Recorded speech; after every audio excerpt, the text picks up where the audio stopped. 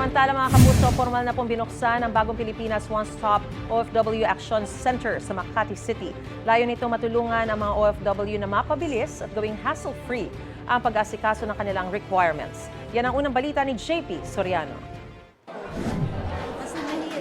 Natatandaan pa raw ni Grace, dating OFW mula sa Singapore, kung paano siya nagpalipat-lipat ng pinupuntahang opisina noong nag-aayos pa siya ng requirements. Magkakahiwalay pa kasi noon ang opisina ng Department of Migrant Workers na dating POEA at OWA na pinagkukunan ng mga dokumento, seminars at requirements para sa Overseas Employment Contract o yung OEC at maging miyembro ng OWA. Pero mahirap daw ito sa mga mag-a-abroad pa lang. Kaya nga po kaming pupunta dapat sa ibang bansa para po makaano po na, kung sa process po, pinapahirapan pa po kami. Hindi parang ang laking ano po sa amin.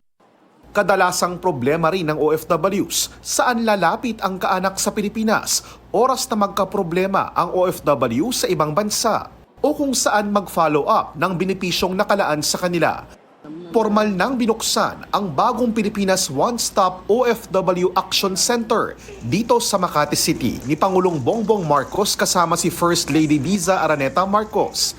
Nandito ang mga pangunahing serbisyo ng DMW at OWA para sa OFWs at balikbayan. Aalisin nito ang komplikasyon ng burokrasya at gagawing maayos ang sistema para sa ating mga manggagawa. Sa ating mga OFW na nagbabalik bansa, sa halip na maabala pa kayo sa mahabang pila at magulong proseso, bubungad na sa inyo ang ayos at mabilis na sistema upang makuha ninyo ang serbisyo, benepisyo at programa ng ating pamahalaan.